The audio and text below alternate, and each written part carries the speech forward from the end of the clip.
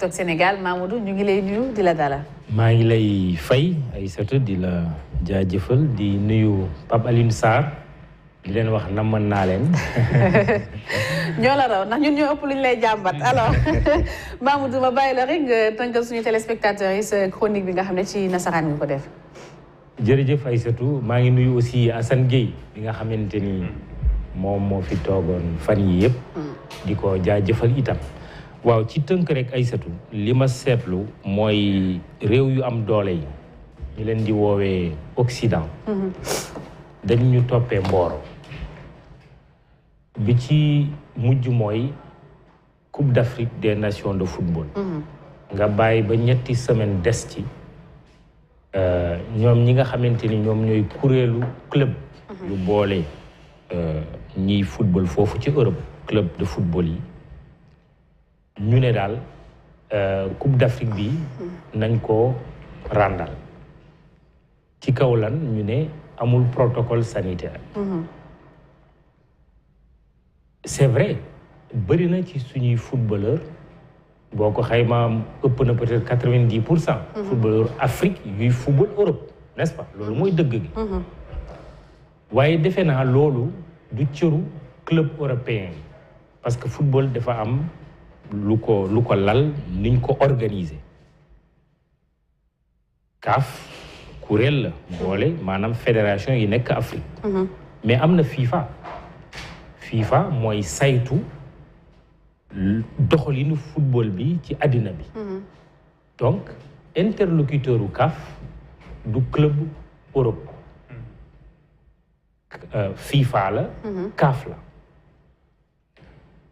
te bu ñu xoolee sax fan yi leçon yooyu ñu bëgg a jox ñun ñëpp gis nañu tirage Champions League di mu demee UEFA.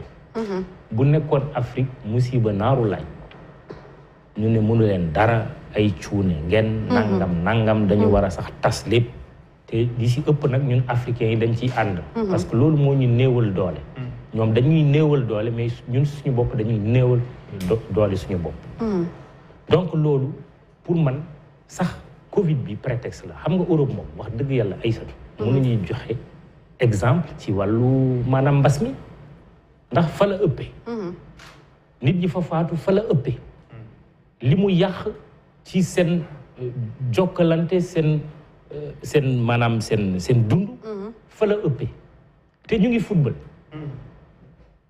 donc loolu defe naa quand même ñàkk ormal Afrique la ci fànn woowu ci fànn football yi mais yemu fa boo seetloo ñu ngi wax pétrole ak gaz pétrole ak gaz wax dëgg yàlla moo développé Europe moo développé Amérique moo développé Chine ñu yeewu rek ñu ne léegi nag ci xeexu environnement bi maanaam alam bi ni ko pindi di ko waxee foog daal ñu xoolaat affaire pétrole ak gaz ndaxte dafay yàq dafay polluer te ñoom ñu polluer ba seen xol sedd ñu développé seen réew ba seen xol sedd ci pétrole ak gaz ñu yeewu ne loolu dootu fi amee loolu itam ñu war koo xoolaat surtout interroger wu lan moo waral loolu bi ci tegu Aïssatou bu ñu xuusee sax ñun suñu modèle société moo neexul gaañ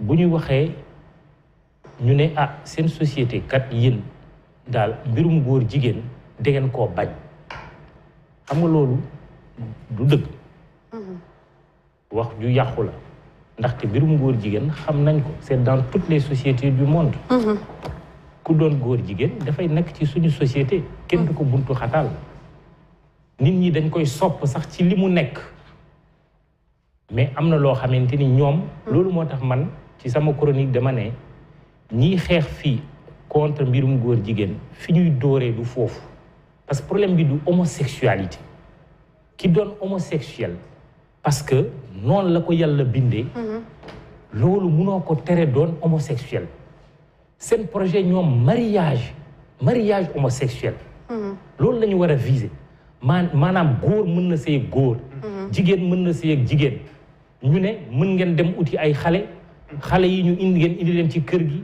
kële duñ ko wax pap kële duñ ko wax yaay mais premier parent lañ koy woowee deuxième parent lañ koy woowee xam nga loolu mooy njaboot la ñu bëgg a tas. te pourtant nag ñoom am na lu bari loo xamante ni ñun bokk suñuy réalité ñoom bëgguñu ko. bëgguñ ko donc pour man daal loolu mooy si tënk ba may gën a xuus. moom moo waral chronique bi.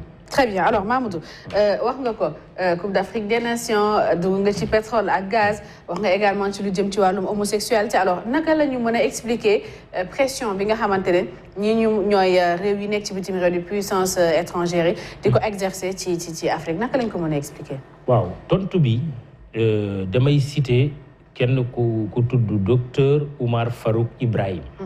moom mooy secrétaire général kuréel yi nekk ci Afrique yu boot réew yi nga xamante ni dañu am pétrole ak gaz.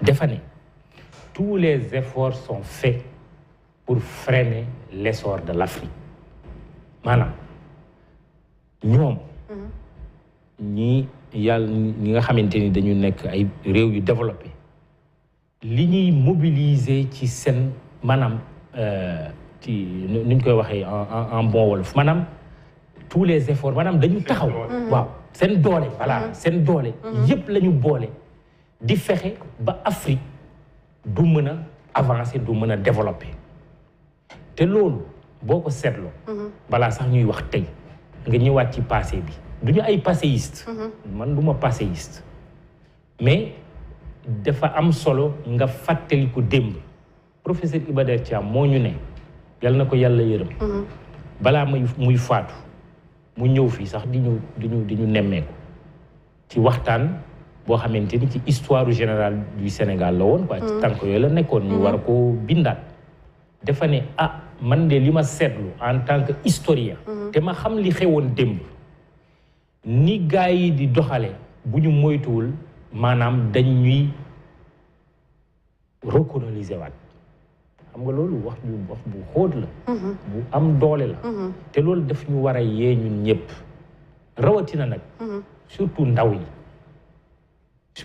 yi parce que def ni ñuy doxale dañu bëgg a compromettre avenir u Afrique maanaam sa pétrole ak sa gaz doo ko laal sa ndox doo ko laal boo seetloo si ëpp ci suñu réew yi ndox ñoo ko contrôle sa courant doo ko laal même sa jën xam nga ñuy wax ceebu jën léegi boo seetloo jën bi ñu am fii ak jën bi ñuy lekk New York lekk Paris wala lekk Pékin wax dëgg yàlla nag dafa wuute te li si ëpp fu mu jóge Afrique la jóge bu ñu moytul ceebu jën bi dañuy dem sax di importer ceebu jën waxin la xam nga lu tax ma wax ko fii nii dañuy produire xorom Sénégal mais bëri na xorom bi ñuy consommer dañ koy importer parce que ñun dañ koy extraire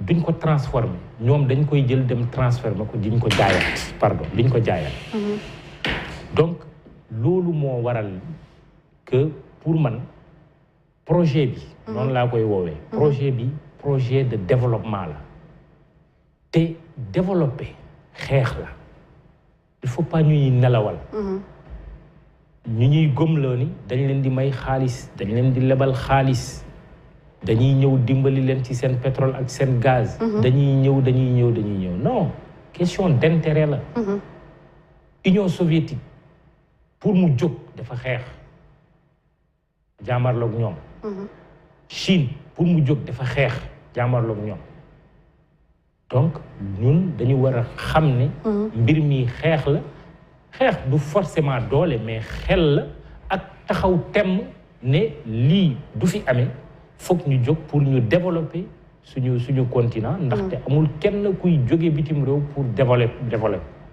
mën nañu nag am coopération waaye base bi moom fii lay jóge.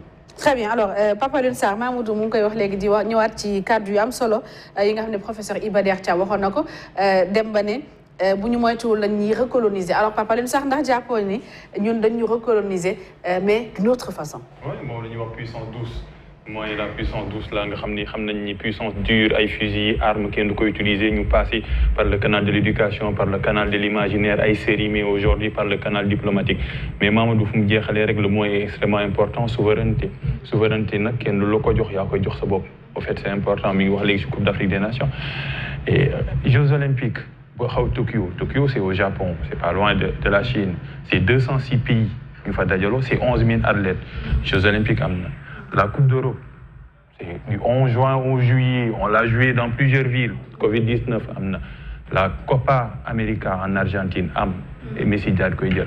Mais l'Union ni Coupe d'Afrique de parce que sa communication des clubs européens, c'est un aveu de faiblesse. Ça montre quoi? Que ce sont les footballeurs africains qui entretiennent les championnats européens. Parce que le championnat le plus vu, c'est le championnat anglais. jëlal Liverpool nga génnee ci Ghana ak Sadio Mané ak Salah Liverpool du dara. jëlal Chelsea nga génnee Edouard Mendy jëlal Watford 5 joueurs africains nga génnee ci Ismaïla Sarr c'est 0. Ça montre un peu que ni footballeur africain suñu xamee seen bopp nañ dem ba dañuy reconsidérer sax seen salaire. seen i prime parce que xam nañ ñoom ñoo téye parce que dafa nekk phase boo xam ne si ba am importance loolu mooy la phase du 9 janvier. 9 janvier c'est le Boxing Day. tous les championnats yu bëri day tëj c'est le championnat anglais moom la ñuy gën a gis. te le Boxing Day dafay tax ba ñuy millions c'est des millions te ces millions là sans les Africains duñ ci bokk et je pense que d'abord wan ni aujourd'hui c'est le football africain qui tient le monde. C'est l'Afrique qui tient le monde. Mais est-ce que ñun ñu ngi ciy bénéficier wu d'où le nom souveraineté c'est xaalis bu bëri moo tax ma ne bu ñu waxee Omicron dañuy prétexte la rek.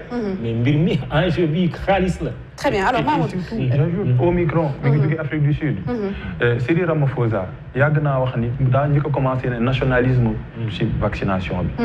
faale wuñ ko mu wax apartheid sanitaire foofu la jógee. mais tant que un seul pays mi ngi am virus.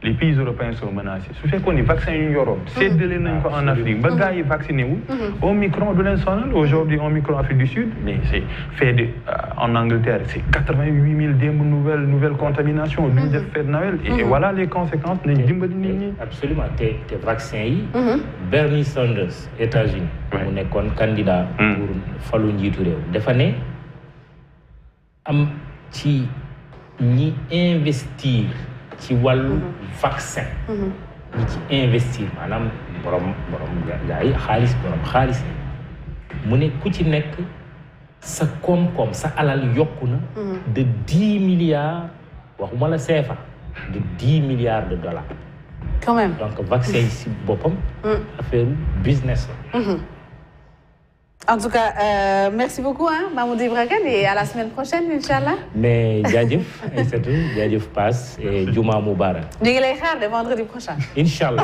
magnifique. Ça marche. Mais magnifique. Très bien. Alors, Hassan, vous nous mettez. Mais on attend quand même Mamoudou la semaine prochaine. Nous allons pause le temps où nous installer Imam Birabou. Ça, c'est 7 ans.